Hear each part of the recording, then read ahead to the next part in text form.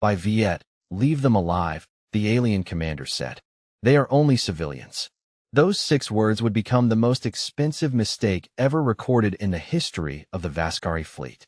At 8:17 on a quiet Saturday morning, Jack Donovan was standing in the front yard of his family farm outside Colorado Springs, tightening the last section of an old cedar fence that had survived 3 winters longer than anyone expected. His 12-year-old son, Tyler, held the post steady while pretending he was helping more than he actually was. "Dad?" Tyler said with a grin. "You know Mom says you'll rebuild this whole fence before you admit it's too old." Jack chuckled without looking up. "Your mom also says I still have the truck from when dinosaurs were legal." "She's right. Don't tell her that." The morning felt ordinary in every possible way. A pickup rolled past on the county road. Somewhere across the field a dog barked. The smell of fresh-cut hay drifted through the cool mountain air. After 20 years in the Marine Corps, Jack had learned to appreciate mornings that asked nothing from him except a wrench and a cup of coffee. Then every bird in the valley stopped singing. Tyler frowned first. "Dad, why'd everything get so quiet?" Jack slowly straightened.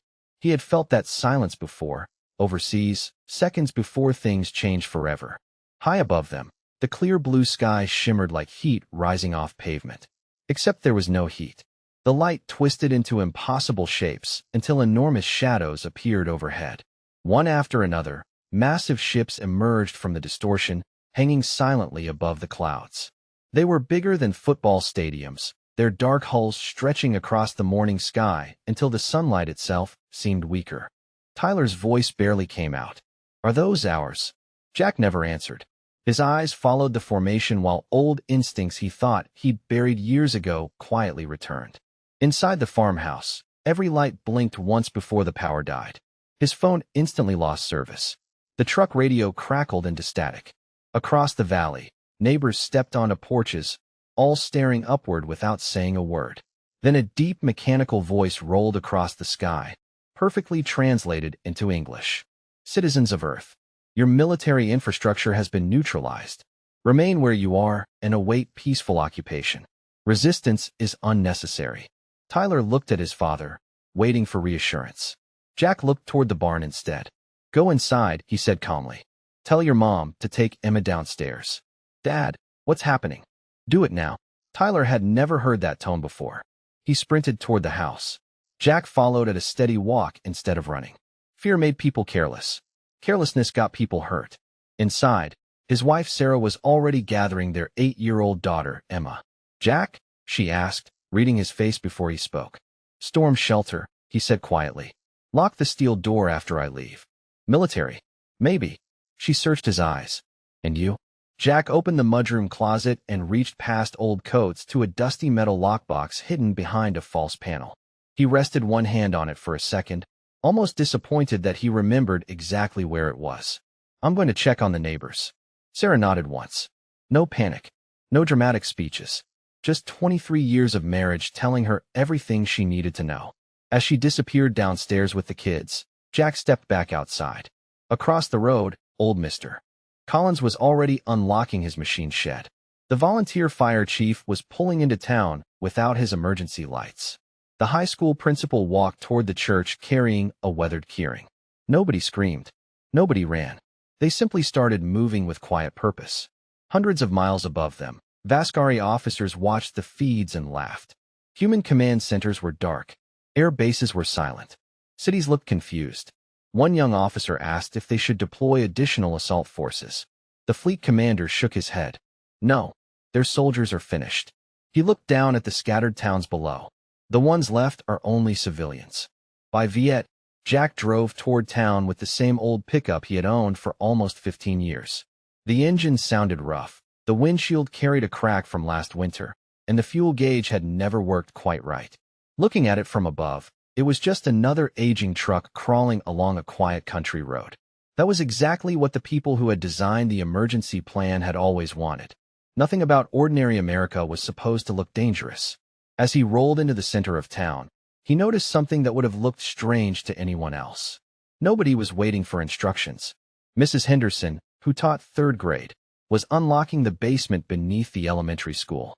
Pastor Michael Green was carrying 2 heavy storage cases out of the church without saying a word. Fire Chief Daniel Brooks parked his brush truck beside the old grain elevator instead of the fire station.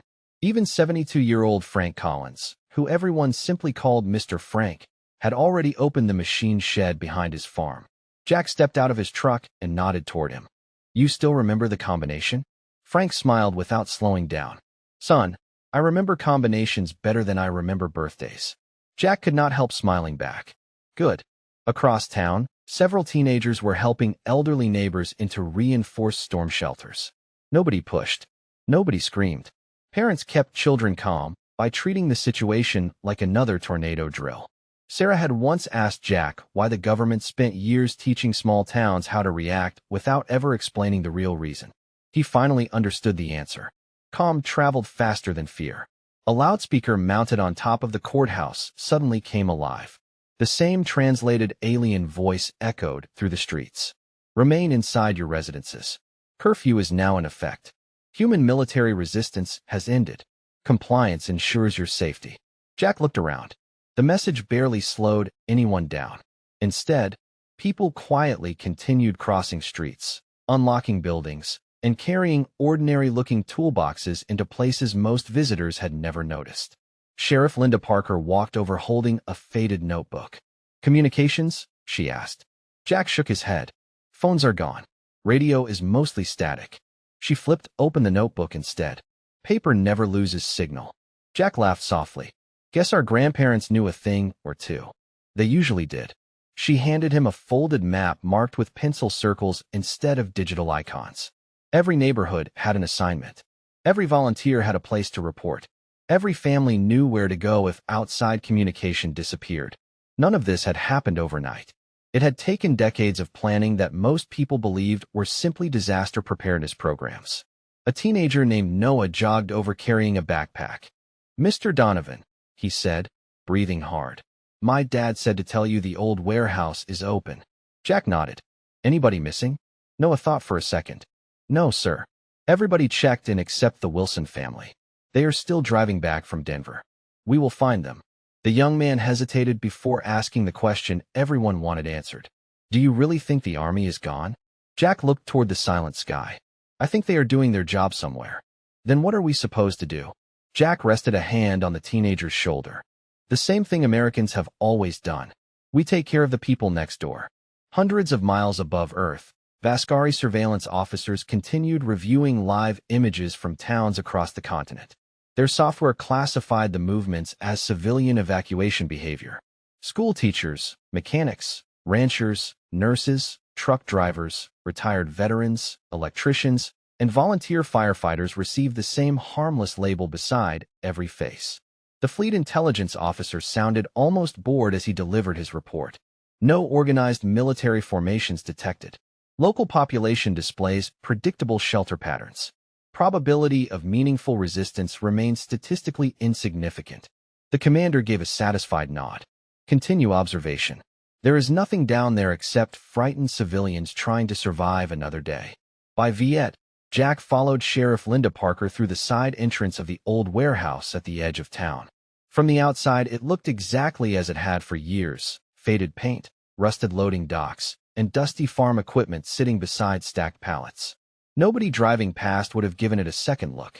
Inside, however, the building stretched far deeper than anyone unfamiliar with the town would have imagined.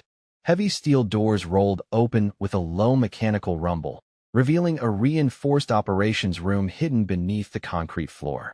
Maps covered one wall. Battery-powered communication consoles lined another.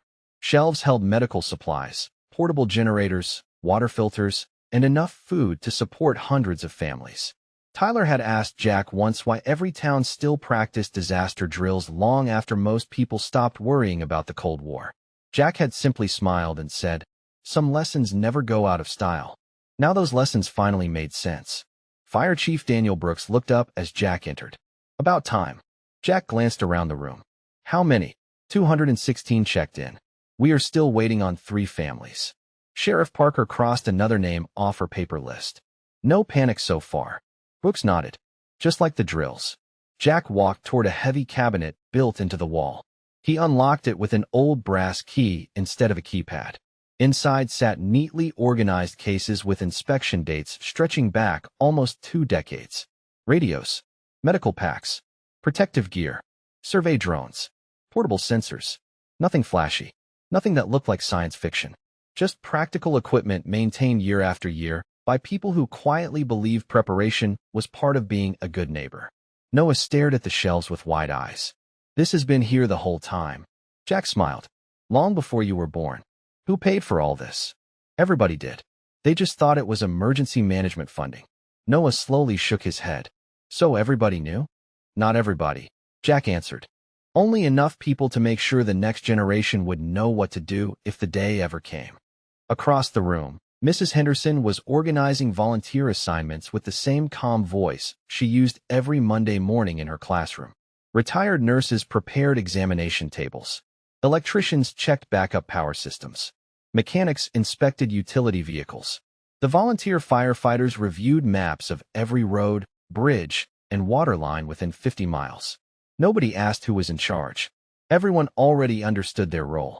Sarah arrived a few minutes later after making sure Emma and the other children were settled safely below the church. She walked over to Jack, carrying 2 cups of coffee poured from an old stainless steel thermos. You never finished breakfast, she said. Jack accepted the cup with a grateful smile. Guess today had other plans. Sarah looked around the room. I forgot how many people were part of this. Most folks forgot on purpose. She nodded quietly. That was probably the point. Hundreds of miles above Earth, Vascari reconnaissance drones continued recording the activity below. Their software detected increased movement around schools, churches, barns, warehouses, and community centers. The intelligence algorithms categorized every location as humanitarian gathering sites supporting displaced civilians. One junior analyst frowned at the growing pattern displayed across North America. Commander, these gatherings appear unusually organized. The senior intelligence officer barely looked up from his console. Humans evolved on a cooperative world. They naturally gathered during emergencies. Continue surveillance. Should we investigate further? The commander dismissed the concern with a wave of his hand. No. A frightened population always looks busy. Organization is not the same thing as resistance. Back inside the warehouse, Jack unfolded a laminated county map covered with handwritten notes made years before. He rested one finger on a circle drawn around the town and quietly said, if they believe they already understand us, they will never notice what they missed. By Viet, the first landing craft appeared just after noon, dropping through the clouds with almost unsettling confidence. It settled in an empty shopping center parking lot less than 3 miles from town, surrounded by abandoned cars and silent storefronts. From the command room beneath the warehouse, every movement streamed across half a dozen battery-powered monitors fed by hidden observation cameras that nobody outside the county even knew existed. Noah leaned closer to one screen. They are here. Jack folded his arms without taking his eyes off the display. No, they think they are. Sheriff Linda Parker looked over the county map. Evacuation routes are clear. Everybody is where they should be. Good, Jack replied. Nobody changes the plan. The landing ramp lowered, and several tall figures stepped onto the pavement wearing polished armor that reflected the afternoon sun.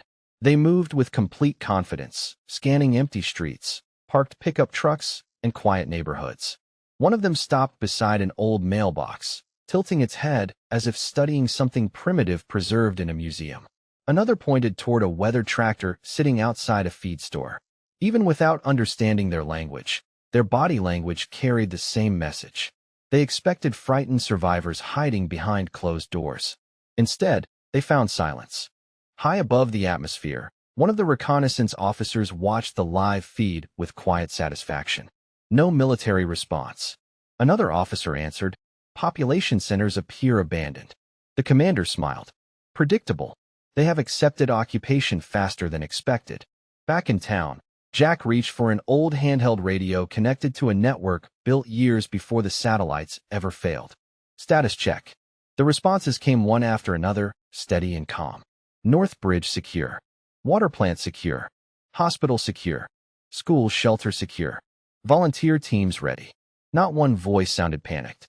Sarah stood beside Mrs. Henderson, organizing supplies for families who had gathered inside the church basement. Emma sat with several other children drawing pictures on notebook paper, while older volunteers read books aloud to keep them distracted. Tyler quietly carried bottled water from one table to another. He caught his father's eye across the room through the open doorway and managed a small smile. Jack returned it with a nod that said more than words ever could.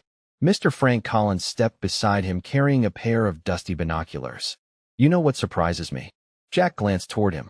"What is that?" "They keep looking at our roads." "And?" Frank smiled. "Nobody ever wins by staring at roads. You win by understanding the people who built them." Jack laughed softly. "You always did have a way with words. Comes with getting old." Several miles away, one of the alien patrol teams entered an equipment yard filled with ordinary construction machinery. They walked past utility trucks, welding trailers, fuel tanks, and stacks of steel beams without paying much attention. Their scanners classified every object as civilian infrastructure with minimal tactical value. Hidden beneath reinforced concrete less than 50 feet away, local engineers quietly watched the patrol move across their monitors. Nobody reached for anything. Nobody rushed. They simply let the visitors leave with exactly the impression they wanted them to have. Upstairs, Daniel Brooks looked toward Jack. "Feels strange just watching." Jack answered without hesitation. "That is because patience is harder than action." Brooks nodded slowly. "Do you think they really believe we are helpless?" Jack looked at the monitor where another patrol casually crossed Main Street beneath an American flag, still moving gently in the afternoon breeze. "Not helpless," he said. "Just predictable." Hundreds of miles above Earth, the fleet commander approved the next phase of the occupation with complete confidence. His report contained one sentence that every officer accepted without question. Human military capability had collapsed. Remaining population consisted of untrained civilians displaying routine emergency behavior. No immediate threat detected. Jack read the same quiet confidence in every patrol below and finally whispered, almost to himself, "The moment someone believes they already know your story is usually the moment they stop paying attention to the next chapter." By sunset the pattern was impossible to ignore, although only one side had noticed it. Every small town the Vascari visited looked almost identical. Quiet streets, closed storefronts, families staying out of sight, volunteer shelters operating with remarkable efficiency. To the occupation planners, it was evidence that fear was spreading exactly as expected. To Jack Donovan, it meant the first stage of the plan was working better than anyone had dared hope. He stood beside Daniel Brooks on the roof of the old warehouse, looking across the valley through a pair of weathered binoculars. A landing craft hovered briefly over the highway before drifting toward the next county. Daniel lowered his own binoculars. "They are moving on." Jack nodded. "Because they think there is nothing here worth staying for." "That feels like a good thing." "It is better than a good thing." Jack smiled faintly. "It means they are still asking the wrong questions." Down below, the town looked almost peaceful. Volunteers delivered meals to elderly residents. Electric company crews repaired local transformers using portable generators. Farmers continued feeding livestock because hungry animals did not care who happened to be orbiting the planet. Mrs. Henderson had reopened one classroom inside the church basement so younger children could color pictures instead of staring at frightened adults all day. Tyler walked in carrying another box of crayons. Emma looked up at him and whispered, "Do you think everything will be okay?" Tyler remembered his father's words and answered with quiet confidence. "Dad says we take care of each other first. We always do that." Emma smiled and returned to her drawing. Across town, Sheriff Linda Parker met with volunteer coordinators inside the courthouse. Paper maps covered the table, marked with handwritten notes instead of glowing digital displays. "Medical teams?" she asked. "Ready. Food distribution? Running ahead of schedule. Neighborhood checks?" Every family accounted for except the Wilsons. Highway volunteers finally reached them. "They are safe." Linda let out a slow breath. "Good. Keep checking anyway." Noah looked around the room before speaking. "This does not feel like surviving." Linda smiled. "That is because surviving is only part of the job. Then what is the other part? Making sure tomorrow still looks like home." Hundreds of miles away, another Vascari reconnaissance briefing was underway. A younger intelligence officer projected a growing map onto the command display. Small human communities across North America, Europe, Australia, and parts of South America were showing nearly identical behavior. Local leadership appeared organized. Supply movement remained steady despite communication outages. Community services continued operating with surprising consistency. The officer hesitated before finishing his report. "Commander," their response is unusually consistent. The senior commander barely glanced at the display. Humans are social creatures. They imitate one another during disasters. Should we classify these settlements as potential resistance centers? Negative. The commander dismissed the suggestion without another thought. Order does not equal danger. Back in Colorado, Jack unfolded another county map, while Frank Collins quietly placed several old notebooks beside it. "Remember these?" Frank asked. Jack laughed softly. "Emergency exercises from 15 years ago. People complained they were wasting weekends. Looks like those weekends were a pretty good investment." Frank rested one hand on the stack. "Funny thing about ordinary people. They never realize how capable they are until somebody gives them a reason." Jack looked around the operations room where teachers worked beside mechanics, nurses beside ranchers, teenagers beside retirees. Nobody was trying to become a hero. They were simply doing the job in front of them. He finally looked back toward the darkening sky, where distant lights still drifted above the clouds. "They came expecting to occupy a country," he said quietly. "They still have not realized they walked into thousands of communities that already knew how to stand on their own." By Viet, Jack had not touched the old metal case since the day he retired from the Marine Corps. It sat beneath a workbench inside the warehouse, covered with a faded canvas cloth and years of dust. He pulled the cover away, rested both hands on the lid, and stared at it for a long moment before opening it. No one noticed the hesitation. "You have not opened that in a long time, have you?" Jack smiled without looking up. "Long enough that I hoped I never would again." Inside were neatly organized notebooks, field glasses, a weathered compass, old service patches, and equipment that looked almost ordinary compared to the technology floating above Earth. Daniel Brooks leaned against the workbench. "People always think winning starts with fancy equipment." Jack picked up the compass and turned it over in his hand. "Winning usually starts with knowing where your people are." Sarah stepped into the room carrying a clipboard filled with handwritten updates from every neighborhood. "Families are settled. The children finally fell asleep." Jack let out a quiet breath. "Good." She studied his expression for a second. "You were thinking about the last deployment." He nodded once. "Back then I spent years protecting people I had never met." Sarah reached over and squeezed his hand. "Now you are protecting the people who know your name." Jack looked around the room. Teachers were organizing supply schedules. Retired electricians were checking backup generators. Volunteer nurses were teaching high school students basic first aid. Ranchers compared road conditions with delivery drivers who knew every back road within 50 miles. It did not look like an army. It looked like a town preparing for another difficult season together. Tyler quietly walked downstairs carrying a folded blanket. "Mom said you forgot to eat again." Jack laughed softly. "Your mother has been saying that for 20 years. Tyler handed him a sandwich wrapped in wax paper. "She also said you would say that." Jack accepted it with a smile. "She knows me pretty well." The boy hesitated before asking, "Dad, are you scared?" Jack looked toward the ceiling where the distant vibration of another passing ship could barely be heard. He answered honestly, "Yes." Tyler looked surprised. "Really? Being scared means you understand what matters. Then how do you keep going?" Jack thought for a moment before answering. "You stop thinking about yourself. You start thinking about the people counting on you." Tyler quietly nodded, and somehow that simple answer seemed to settle something inside him. Hundreds of miles above the planet, the Vascari command staff reviewed another series of reports.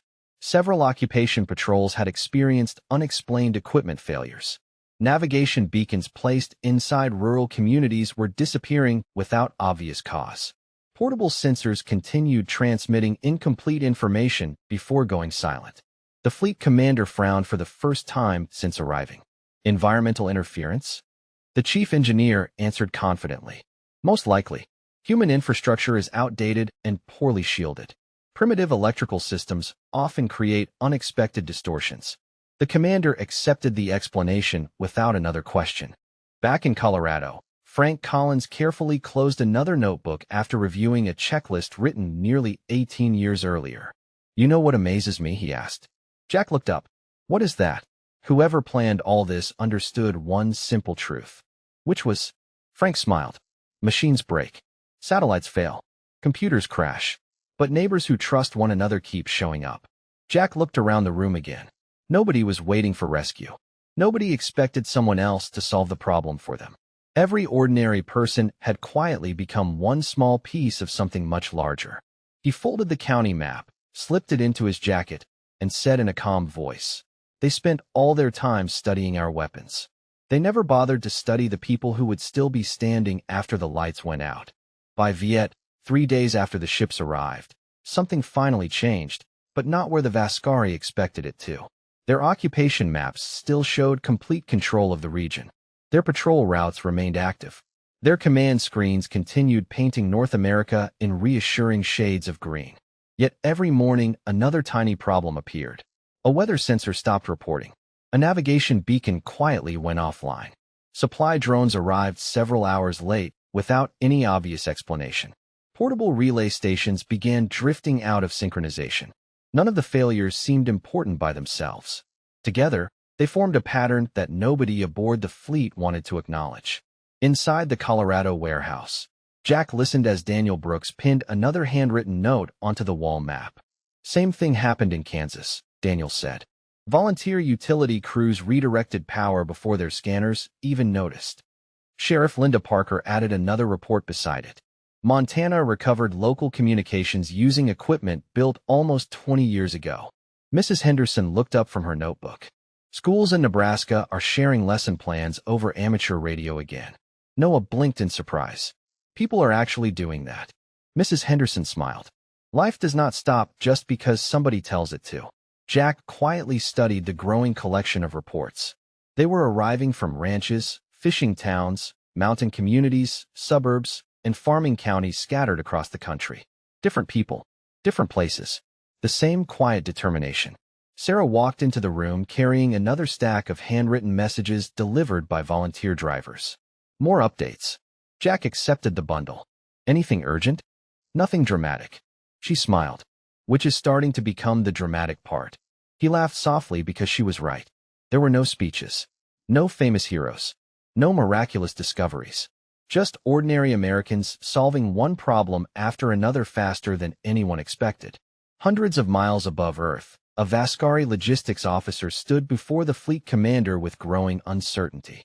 "Commander, replacement equipment continues disappearing after deployment." "Destroyed." "No, captured." "No evidence of that either."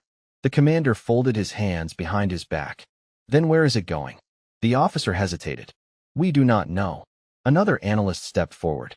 "Fuel consumption is increasing because our patrols are traveling farther every day to verify routine infrastructure." "Routine?" the commander asked. "Yes, Commander. Every settlement appears insignificant by itself." "Then why are we discussing them?" The analyst swallowed.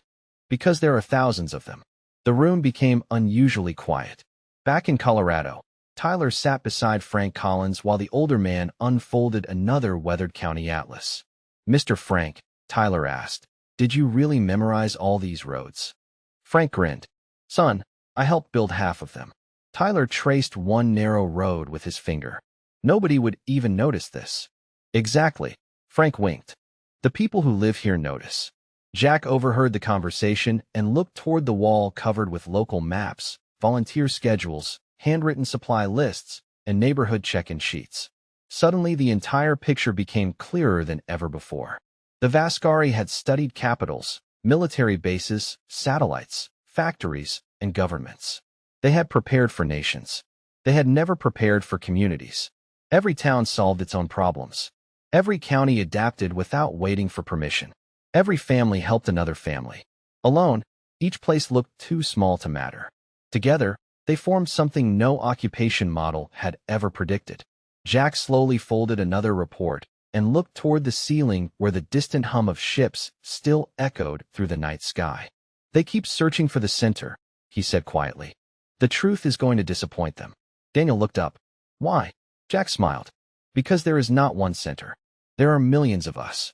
By Viet, on the 5th morning, the Vascari commander ordered a full strategic review for the first time since entering Earth's orbit. The confidence that had filled the command deck only days earlier had quietly disappeared, replaced by questions that no computer could answer. Every chart still claimed the occupation was progressing. Every projection still predicted eventual success. Yet the reality arriving from the surface refused to match the numbers. Entire regions continued functioning without central direction. Local infrastructure repaired itself faster than expected. Supply requests appeared before shortages developed. Communication networks kept reappearing after every disruption. One intelligence officer finally broke the silence. "Commander, we have identified the problem." Every eye turned toward him. He enlarged a map of North America, then Europe, then Asia. Thousands of small lights covered each continent. "We have been measuring military resistance." The commander nodded impatiently. "Correct, but that is not what is keeping their civilization together." Another officer frowned. "Then what is?" The analyst answered quietly. "Their communities." The room fell silent. Back in Colorado, another ordinary morning had begun. Jack was helping Daniel Brooks replace a damaged water pump behind the church, while Tyler and Noah loaded bottled water into the back of an old pickup. Mrs. Henderson was teaching math to children gathered around folding tables. Sarah and several retired nurses organized medicine for elderly residents. Mr. Frank Collins sat beneath a maple tree sharpening gardening tools because someone still needed to prepare fields for the next planting season. Noah looked around and laughed. If somebody walked through town today, they would think nothing happened. Jack tightened one last bolt before standing up. "That is because life keeps moving. Even now, especially now." Tyler looked toward the sky where another distant patrol craft drifted across the clouds. "Do you think they understand us yet?" Jack wiped his hands with an old shop towel before answering. "Not even close." Hundreds of miles above them, Vascari historians had been ordered to search every piece of information ever collected about humanity. The files stretched back centuries. Frontier settlements, volunteer fire departments, church kitchens feeding strangers after hurricanes, farmers rebuilding barns for neighbors, civilians organizing rescue efforts before government agencies could even arrive. One younger officer looked confused. Why would civilians repeatedly place themselves in danger for people outside their own families? An older cultural specialist answered without taking his eyes off the screen. Because they do not separate community from family the way we do. Another file appeared. Veterans returning home to become teachers. Engineers serving as volunteer emergency responders. Mechanics coaching youth sports. Nurses organizing disaster relief. Retired soldiers quietly living beside ranchers, plumbers, electricians, and school principals. The commander slowly read one translated sentence taken from an old Earth emergency management handbook. "Strong communities save themselves first. Outside assistance arrives later." He read it again, then a third time. Finally, he looked toward the enormous holographic map, showing millions of homes scattered across the planet below. "We classified all of them as civilians," he whispered. Nobody answered. There was nothing left to say. Back in Colorado, Jack climbed the hill overlooking town as the evening sun settled behind the Rocky Mountains. Lights gradually appeared in farmhouse windows across the valley. Families gathered around dinner tables. Children laughed somewhere near the baseball field. Church bells rang softly through the cool evening air. It sounded less like a world under occupation and more like a town refusing to forget who it was. Jack smiled to himself. They had spent years preparing for an enemy powerful enough to cross the stars.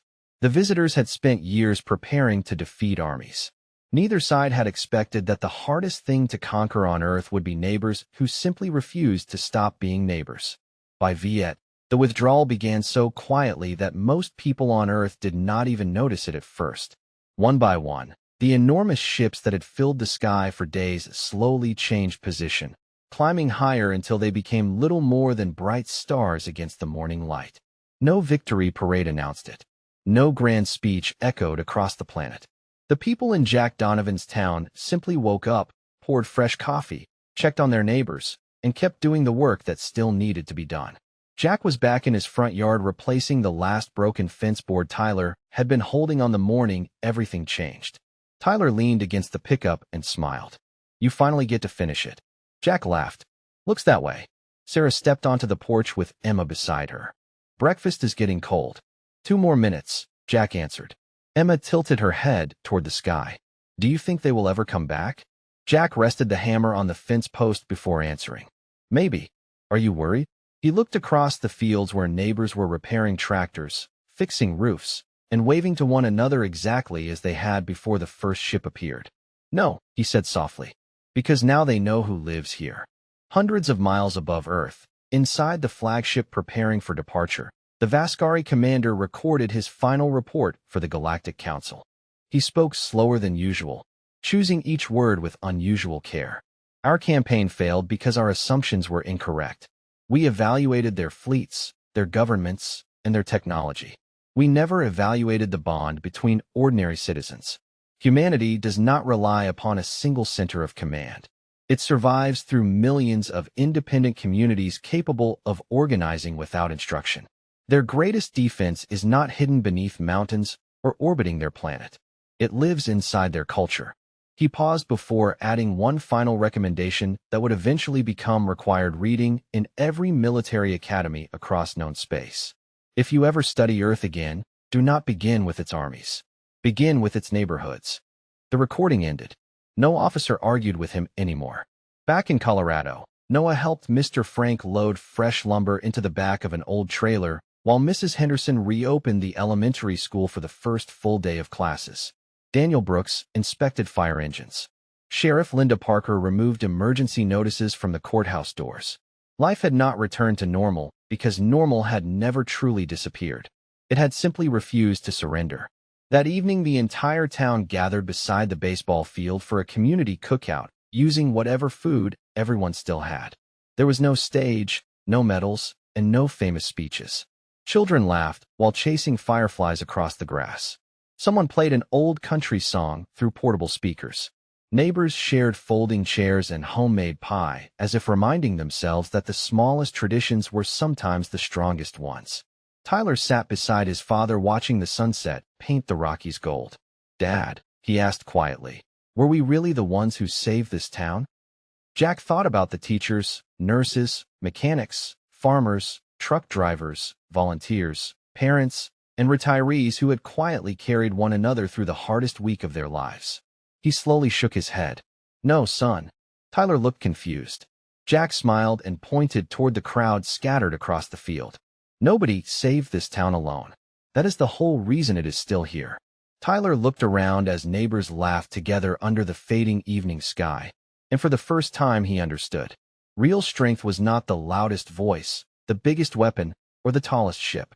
Real strength was the quiet decision to stand beside another person when walking away would have been easier.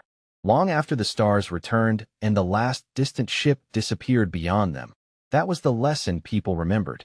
Not that Earth had faced visitors from another world, but that ordinary people had quietly reminded the universe of something it had forgotten. A civilization is never measured by how powerful it becomes when everything is easy. It is measured by how faithfully ordinary people choose one another when everything else falls apart.